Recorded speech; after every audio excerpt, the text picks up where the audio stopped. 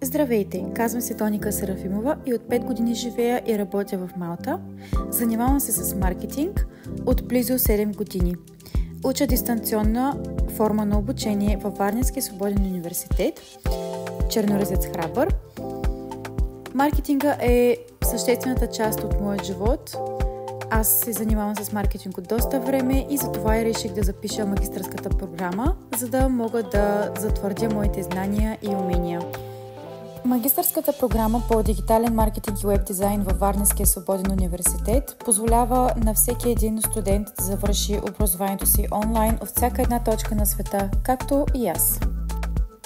Независимо дали живеете в България или в някоя друга страна по света, не се притеснявайте, Варненския свободен университет има точната специалност за вас и това ще ви позволи да учите онлайн и същевременно да работите там, където всъщност живеете.